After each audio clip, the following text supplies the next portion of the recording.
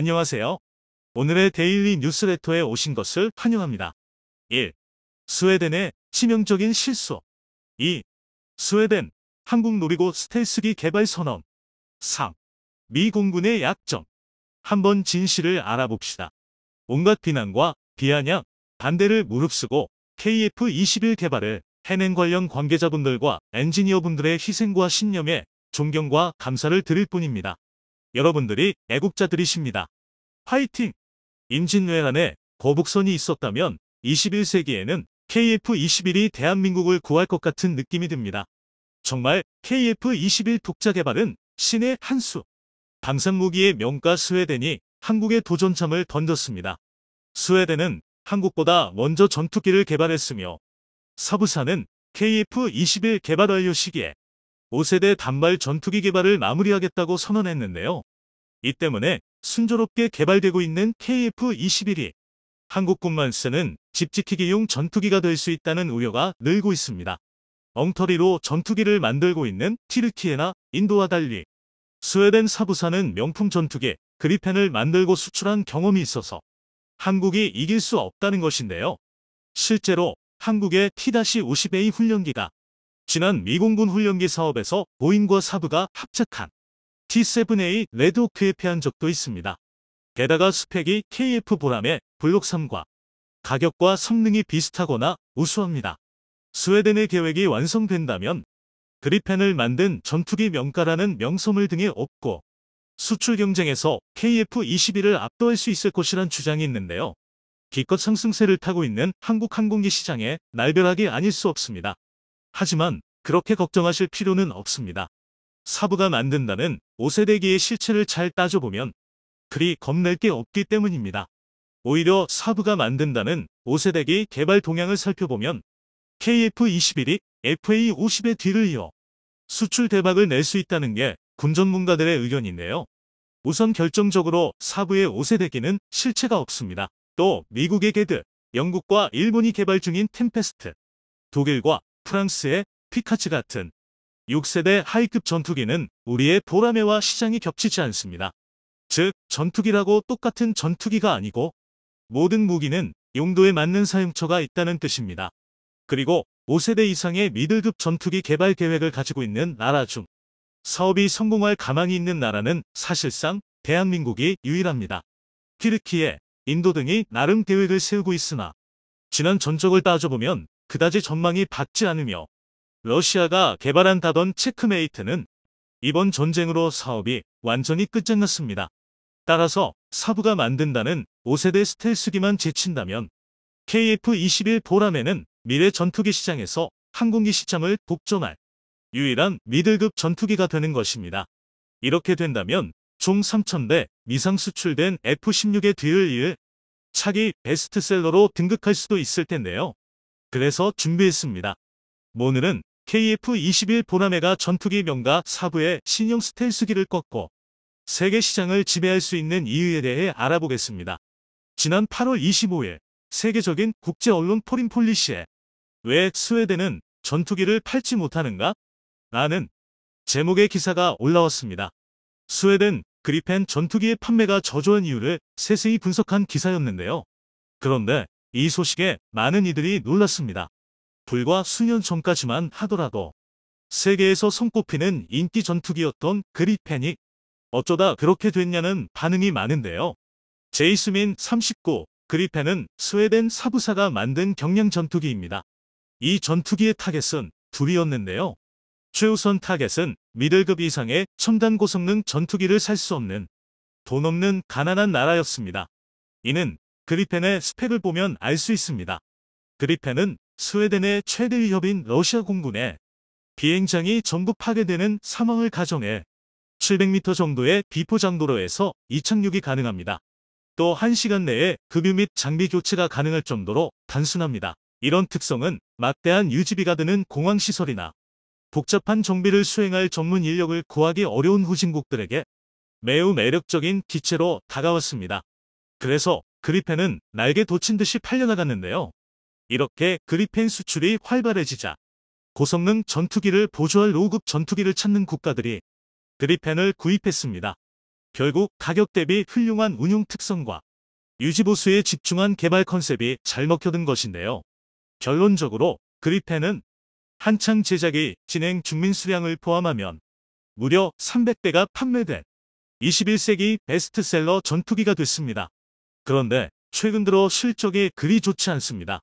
먼저 초창기에 양산된 제이스민 39 그리펜 CD형은 이사 레이더에 비해 떨어지는 기계식 레이더와 구식 항전, 낮은 무잠 탑재량 등 시대에 뒤떨어진 성능 탓에 주문이 완전히 끊겼습니다. 대신 대한민국의 FA50 주문이 폭주했는데요.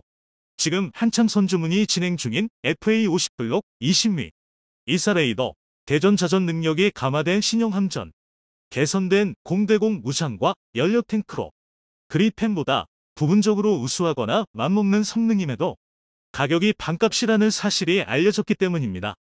최대 고객인 우리 국군이 도입 수량을 떠받쳐주면서 규모의 경제로 단가를 낮춘 덕을 톡톡히 본 것인데요. 이에 대응해 스웨덴 사부는 이사 레이더와 신형 항전 등으로 대폭 개량된 그리펜 EF의 홍보를 강화했습니다. 지난 8월 30일에는 신형 그리펜 2가 KF-21매도 탑재되는 유럽제 첨단 중장거리 미사일 엠비더 미티어 시험 발사에 성공했다고 자랑하기도 했는데요. 하지만 그럼에도 불구하고 시장의 반응은 싸늘합니다. 그 이유는 비싸도 너무 비싸기 때문인데요. 싸고 우수한 성능으로 인기를 끌었던 그리펜 CD형과 달리 EF형은 비싼 단가와 살인적인 유지비가 문제가 되고 있습니다.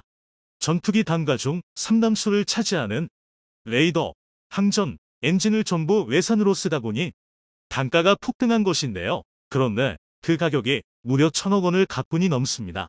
최악으로 가정할 경우 미들급인 프랑스 다소사의 라팔이나 비싼 가격과 유지비로 악명이 자자한 유로파이터와 맞먹는 수준입니다. 또 이 돈이면 FA50 블록 20을 3대나 살 수 있습니다. 그렇다고 성능이 엄청 좋은 것도 아닙니다. 그리펜2에 달리는 ES-05 레이븐 레이더는 이탈리아 레오나르도사가 판매하는 이사 레미더인데요. 그런데 이 레이더의 소자는 대한민국에서는 구식기술로 취급되는 갈륨 비소가해즈입니다. FA50 블록 20에 탑재될 국산 질화 갈륨가엔 이사 레미더에 비해 한 끝발 떨어진다는 것이죠. 그래서 사부는 이 격차를 메우기 위해 지난 2020년 4월 28일 그리펜에 탑재할 신형 질화 갈륨 이사 레이더를 그리펜 D형에 탑재했습니다. 하지만 이런 노력에도 불구하고 수출 전망은 더 나빠지고 있는데요. 사실 사부의 계획은 거창하지만 개발을 위해 필요한 기술 중 상당수가 외산이라 개발비가 높습니다. 당연히 생산 단가 역시 비싸고 개량을 할 때 필요한 비용도 상당합니다. 한마디로 사는 놈이 호구가 되는 것인데요. 이렇게 되면 규모의 경제가 성립이 안 되고 가성비가 낮아져 고객이 줄면서 생산량이 줄어들고 생산량이 줄어들면 부품 단가가 급상승해 가격이 폭등하는 막순환에 빠지게 됩니다. 이렇게 그리펜 전투기의 수출 전망이 암울해지자 갑자기 이제 막 시제 비행에 성공한 KF-21 보라매로 전 세계군 전문가들의 눈길이 쏠리고 있습니다. 그 이유는 미래의 로우미들급 전투기 시장에서 사실상 유일한 선택지가 KF-21 보라매뿐이기 때문인데요. 2022년 현재 로우급 전투기의 최강자는 FA-50입니다. 하지만 미들급으로만 올라가도 한국은 명함조차 내밀 수 없습니다. 미국 로키드 마틴의 F-16과 프랑스 다소의 라팔 전투기가 세계 시장을 장악하고 있기 때문이네요. 특히 F-16의 경우 최신 개량형 F-16V가 불티나게 팔려서 10년치 주문이 밀려있을 정도입니다. 사실상 전 세계 공군의 미들급 전투기를 F-16이 독식했다고 해도 과언이 아닌데요. 이에 반해 우리가 만든 첫 국산 전투기 KF-21 보라매는 이제 막 비행시험을 시작한 신생아에 불과합니다. 당연히 비교를 하는 게 불가능한데요. 그런데 2030년대로 넘어가면 이야기가 달라집니다. F-16V의 생산이 마무리될 2030년대가 되면 다소의 라팔이나 F-16은 설계 수명의 한계를 맞습니다. 구체적으로 F-16은 1974년 1월 20일 개발돼 생산됐고 라팔은 1986년 7월 4일 초도기가 비행했는데요. 달리 말해 이사 레이더, 스텔스기, 아르스트나 5세대 단거리 미사일 같은 첨단 기술은 아예 상상도 못할 옛날에 설계가 이뤄졌다는 뜻입니다. 즉, 태생적으로 기본 골격이 너무 구식이라 아무리 개량해도 미래 전장에서 요구하는 각종 능력에 맞출 수 없다는 분석이 전 세계 군 전문가들의 평인데요. 그런데 대체할 항공기가 마땅치 않습니다. 미국, 영국, 프랑스 같은 주요 항공 강국들이 독일, 영국, 이탈리아 등 이성급 국가들과 함께 F-22와 F-35를 뛰어넘는 첨단 6세대 전투기 개발에 모든 역량을 집중하면서 F-16의 뒤를 이을 미들급 전투기 개발을 추진하지 않았기 때문입니다. 물론 그렇다고 미들급 전투기를 만드는 나라가 없는 것은 아닙니다. 러시아는 저가형 5세대 스텔스기 체크메이트 개발을 선언했고, 튀르키예는 국산 전폭기 TFX의 개발을 한창 추진 중입니다. 또 인도 역시 테자스 전투기의 뒤를 이어 5세대급 전투기 개발에 매진하고 있습니다. 하지만 모두 다 엉터리입니다. 그리고 이 사업들 모두 엉망진창입니다. 우선 러시아의 체크메이트는 우크라이나 전쟁으로 인해 사업이 무기한 연기됐고, 튀르키예의 TFX는 엔진조차 구하지 못해 우왕좌왕 중이며, 인도는 그냥 답이 없습니다. 그나마 현실적이라 여겨졌던 대안은 스웨덴 사부가 개발한 그리펜이 F였지만 이마저도 가격 폭등으로 비싸기만 한 애물단지가 됐는데요. 그런데 이런 상황에서 지난 7월 19일 KF-21 보라매가 시험 비행에 성공했습니다. 시제기 기준 4.5세대 최고 성능, 블록3 기준 5세대 스텔스기인 미들급 전투기가 세상에 첫 선을 보인 것입니다. 그동안 단 한 번도 고성능 전폭기를 만든 경험이 없던 한국에서 세상이 놀랄만한 전투기를 갑자기 등장시킨 것입니다. 이 소식으로 인해 미래에 사용할 주력기를 고민하던 후진국과 나름 힘 좀 쓰지만 항공 기술은 없어 쓸만한 미들급 전투기를 찾던 지역 강국들이 KF-21 보라매에 주목하기 시작했습니다. 지금까지 알려진 1,000억 원 미만의 저렴한 가격과 4.5세대 최상급의 성능, 5세대 스텔스기 개량 가능이라는 조건만 보면 KF-21 보라매보다 나은 전투기가 없습니다. 만약 이 분석대로 KF-21이 전 세계 미들급 전투기 시장을 독점할 경우 F-16의 3,000대 수출은 따를 수 없을지라도 적어도 그에 준하는 수출 실적을 쌓을 수 있을 것이라며 관련 전문가들은 예견합니다. 하지만 모두가 KF-21 보라매만 보고 있는 것은 아닙니다. 그리펜 사업이 죽을 쓰던 스웨덴에서는 오히려 5세대 단발 스텔스기 개발 계획이 발표됐습니다. 러시아 체크메이트와 비슷한 로우 미들급 성능을 가진 5세대 단발기를 개발 중인데요. 같은 포지션으로 대박을 냈던 그리펜의 뒤를 따라 틈새 시장을 노리겠다는 것입니다. 계획대로라면 KF-21 보라매가 독차지할 수 있는 미들급 시장을 상당히 잠식할 것으로 보이는데요. 하지만 사부가 이번에 5세대 스텔스기 개발을 발표한 것은 독자 개발이 가능하다는 자신감 때문이 아닙니다. 영국과 이탈리아가 개발하던 6세대 하이급 전투기 템페스트의 개발에 스웨덴보다 돈도 많고 기술도 좋은 일본이 끼어들면서 찬밥이 된 스웨덴이 어쩔 수 없이 개발을 추진하는 것에 가까운데요. 그 증거로 사부사는 이미 개발에 실패했습니다. 2013년부터 5세대 스텔스기 FS-2020을 개발해 2020년에 시제기를 낼 계획이었는데요. 그러나 여러 외산을 엮어 조립품처럼 전투기를 만들던 사부의 개발 역량으로는 도저히 개발이 불가능해져서 결국 사업이 무너졌습니다. 게다가 보잉과 합작해 대한민국과 록히드 마틴의 합작 훈련기 T-50A를 꺾었던 T-7A 레드호크의 개발마저 지연되며 최악의 위기를 맞고 있는데요. 이런 상황이라면 아무리 오래된 전투기 명가라 할지라도 사부사의 5세대기가 제대로 개발될 것 같지는 않습니다. 그런데 이런 상황에도 사부사의 CE제로는 남 탓을 하고 있습니다. 지난 8월 29일 세계적인 군사언론지 제인스에서 그리펜 판매 부진에 실망한 사부 CEO라는 제목의 기사가 올라왔습니다. 해당 기사에 따르면 사부 CE제로는 그리펜의 수출이 부진한 것은 그리펜의 성능이나 가격이 문제가 아니라 국제정치에서 가장 강한 힘을 가진 미국이 외교적 영향력으로 F-16 판매를 감료했기 때문이라는 주장을 펼쳤는데요. 같은 시기 우리 FA-50이 꾸준한 개량과 단가 억제로 초대박을 내고 KF-21의 본격적인 시험 비행이 이뤄졌다는 것을 생각하면 이런 주장은 실력이 없는 나라들의 푸념에 불과한데요. 불과 10년 전만 하더라도 한국이 4.5세대 쌍발 전투기를 만드는 것은 현실성이 없는 미친 짓이라는 비아냥을 들었던 것을 생각하면 지금의 대한민국은 예전과 반대로 세계가 인정할 만큼 국제적 위상이 올라가 있는 상태입니다. 지난 7월 최초의 국산 초음속 전투기 KF-21의 CJ 1호기가 첫 시험 비행을 성공한 데 이어 10일에는 CJ 2호기도 비행에 성공했습니다. 이에 국내 항공기술이 세계적으로 주목받고 있는데요. 세계의 눈길을 사로잡은 우리 항공기술의 근원을 알 수 있는 일화가 있습니다. 때는 국방과학연구소가 최초 순수 독자기술 개발 항공기 KTX-1을 개발 중이던 1995년 CJ기에 대해 미 공군 측에서 성능에 문제가 있다는 시험 보고서를 냈습니다. 이에 개발진들은 비행기 날개 자르기를 시전. 미군도 놀라게 한 날개 자르기 신공의 이유는 과연 무엇이었을까요? 10일 오전 9시 49분 KF-21의 CJ 2호기가 이륙해 35분 동안 비행 후 10시 24분에 착륙하며 첫 비행을 마쳐 세계 방산업계의 주목을 받고 있습니다. 이번에 비행한 2호기는 향후 양산시 적합한 도색을 검토하기 위해 1호기보다 어두운 색으로 동체를 도색하고 수직 꼬리 날개도 검정 바탕에 노랗게 도색해 눈길을 끌었습니다. 2호기를 시작으로 앞으로 나올 CJ기들도 상술한 목적을 위해 각각 다른 색으로 도색할 예정인데요. 3호기에서 6호기는 12월 말부터 내년 전반기까지 순차적으로 비행시험을 진행할 예정이라고 합니다.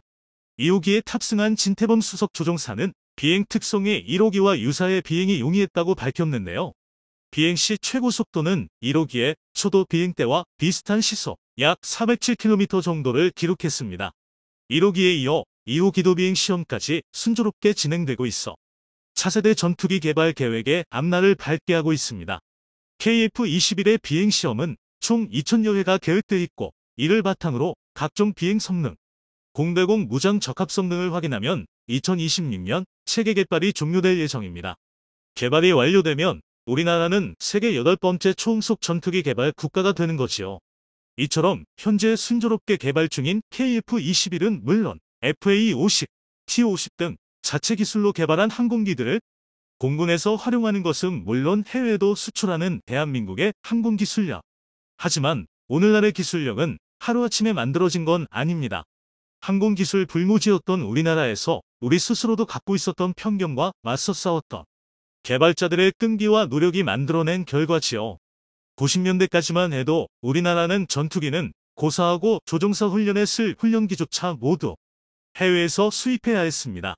이는 기술적인 자존심 문제는 당연하고 항공기 구입에 소요되는 돈을 생각하면 경제적으로도 부담이 되었는데요. 이를 타개하고자 국방과학연구소는 전투기 개발은 당장은 무리라도 기본 훈련기는 독자적으로 개발하기로 하고 1988년 설계 작업에 착수합니다. 훈련기의 이름은 코리아 트레이너 이엑스페리먼트 1, 즉 KTX-1. 후에 KT-1이라는 이름을 달게 된 한국 최초의 순수 독자 개발 항공기의 개발은 그렇게 시작되었습니다. 그러나 개발은 초기부터 난항에 부딪혀야 했는데요. 정부와 군당국 지원을 받기 위해 날개 구조 제작과 피로시험, 연구는 물론 조종실 모형까지 만들었지만 89년 초 당시 국방부 장관의 과학보좌관으로부터 국과연은 탄도탄 연구개발만 하고 다른 연구개발은 모두 중단하라는 말을 들어야 했습니다. 이는 당시 군에서 항공기 설계 경험조차 없었던 국과연이 만들겠다는 비행기를 믿느니 외국에서 사는 게 낫다고 생각해서였는데요. 다행히 국과연 관계자들의 끈질긴 설득 끝에 계획이 엎어지는 걸 막을 수 있었고 영국 크랜필드 대학과 PC-79 훈련기를 만든 스위스 필라투스사와 기술 지원 협약을 체결해 설계 지도를 받으며 개발을 진행해 나갔습니다. 개발 과정이 시제 단계에 임박함에 따라 기술 입증기 프로그램이었던 KTX-1은 공군 소유에 기반하는 정식 개발로 전환되었는데요. 1991년 550마력급으로 제작된 시험기가 초도 비행에 성공했고 이에 따라 1992년부터 진행된 2단계 선행 개발에서는 950마력급 엔진을 탑재하기로 했습니다.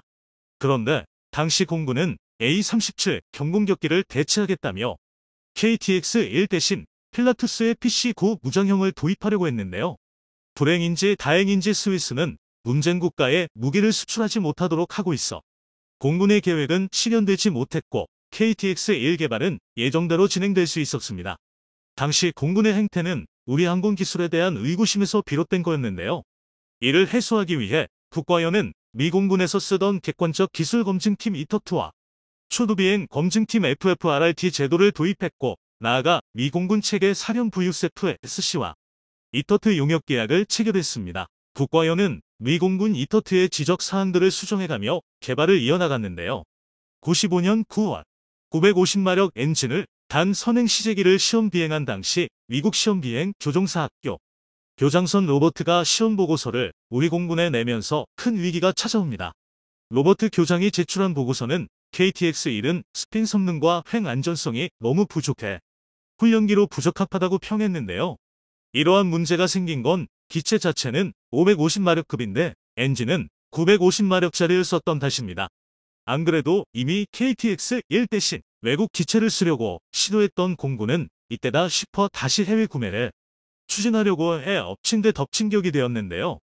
미군은 물론이고 우리 공군조차 믿어주지 않는 상황에서 국과연은 문제 해결을 위해 극약 처방을 내리게 됩니다. 바로 비행기 날개 자르기. 언뜻 보면 해괴한 이 발상은 안정성, 문제 분석 결과 주날개의 상방각이 부족하고 수평 미익 위치와 크기가 잘못되어 있는 걸 보고 나온 건데요. 이에 따라 로버트 교장이 탔던 시제기 3호기는 물론 4호기의 날개 가운데를 상방각을 4도에서 6도로 올리고 자른 곳을 보강하는 미 공군도 생각지 못한 작업을 단행하게 됩니다. 그렇게 해서 재탄생한 3, 4호기는 비행시험을 무사히 마쳐 우리 공군조차 회의적으로 봤던 KTX-1의 선행 개발은 성공적으로 마무리되었죠. 이후 진행된 실험 개발 단계에서도 시행착오는 이어졌습니다. 96년 10월 시험 비행을 하던 3호기의 캐노피, 즉 비행기 덮개가 1만 피트 약 3km 상공에서 깨지는 사고가 터졌는데요. 자칫하면 기체만 아니라 조종사도 무사하지 못할 일촉즉발의 상황. 다행히 당시 탑승했던 이진호 조종사가 속도를 가능한 줄이고 캐노피에 손상되지 않았던 부분에 얼굴을 가린 채 하강 비행을 하는 기지를 발휘해 기체와 조종사 모두 무사히 귀환할 수 있었습니다. 이진호 조종사의 무사 귀환으로 하마터면 기체와 함께 공중분해될 뻔했던 KTX-1 개발은 지속될 수 있었는데요. 후에 지리산 주변을 샅샅이 뒤진 끝에 사고 때 깨진 캐노피 조각을 찾아 잠금장치 불량 문제를 개선할 수 있었고 98년 실험 개발은 완료됩니다. 그 뒤 99년 2월 KTX-1은 공군 운용시험에 합격해 KT-1이란 이름으로 규격화됐는데요. 비행기 고치겠다고 날개까지 자르고 캐노피 조각 찾겠다고 지리산을 이잡듯 뒤졌던 집념이 최초의 국산 항공기 양산이라는 성과를 이뤄낸 겁니다. 고생 끝에 만들어낸 KT-1은 그때까지 우리 기술력에 대한 의구심을 버리지 않았던 공군의 태도를 180도 바꿔놓았는데요. 개발 당시 KT-1 대신 외국 기체를 들여오려고 했던 공군은 기존에 쓰던 T-37을 모두 KT-1로 대체했습니다. 이는 KT-1이 터보프롭 엔진 항공기라 소음이 적어 심한 소음이라는 T-37의 단점을 해결했기 때문이네요. 여기에 연료 소모도 적어 IMF로 극심한 경제위기에 처해 있던 당시 상황에 큰 도움이 되었습니다. 또한 KT-1은 인도네시아와 튀르키예, 인도, 세네갈 등에 수출돼 현재 80여 대가 해외에서 운용 중인 것으로 알려졌는데요. 세계 항공산업에서 차지하는 입지가 완전히 달라지게 되었습니다. 해외는커녕 국내에서도 코웃음을 치던 상황에서도 KT-1을 만들어낸 선배들의 뚝심은 KF-21 개발에서도 이어졌는데요. KF-21도 개발 초기에는 경제성 문제를 이유로 많은 반대에 부딪혀야 했지만 핵심 기술까지 국산화했으며 앞에서 말한 것처럼 시제 2호기도 무사히 비행에 성공한 상태입니다. 시제기 출고 뒤에도 일부 언론에서 KF-21이 문제가 있다는 기사가 나오기는 했지만 대부분 개발 과정에 대한 지식 부족에서 비롯되었거니 시제 과정에서 생긴 마찰로 인해 감정적으로 작성한 것들이라 큰 의미는 없었지요. 9월 모 방송사가 냈던 KF-21 결함설 기사만 봐도 항공기 비행시험에 대한 모의에서 다 작성된 것임을 알 수 있습니다. 해당 기사는 3, 4차 비행시험에서 나온 문제점들을 무슨 중대한 결함인 것처럼 보도했는데요. 3, 4차 시험 도중에 나온 문제들은 비행시험 과정에서 얼마든지 나올 수 있는 것이고 비행시험은 이를 검증하고 개선하기 위한 과정인데 문제의 기사는 이를 큰 결함이 발생한 것처럼 왜곡했다는 게 카이 측의 입장입니다. 이를 입증하기라도 하듯 이후 9월 28일 CJ 1호기는 공중에서 랜딩 기어를 줬고 비행하는 데 성공했고 10일에는 2호기가 첫 시험 비행을 성공적으로 마쳤지요.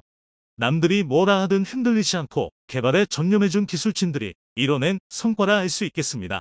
이러한 사례들을 보면 알 수 있듯 우리 항공기술의 역사는 한국은 안 된다라는 외국뿐만이 아닌 우리 자신도 갖고 있었던 편견과의 싸움이었다 해도 과언이 아닙니다. 그 편견을 깨부순 건 우리 개발진과 연구진들의 끈기와 집념이었는데요. 우리 하늘을 우리가 만든 비행기로 누비고 이정석, 이명건 지킬 수 있도록 만든 그들에게 찬사를 보냅니다. 영상이 도움이 되셨다면 구독과 좋아요 부탁드리며 오늘도 감사합니다. 최고로 멋진 하루 보내시길 바랄게요.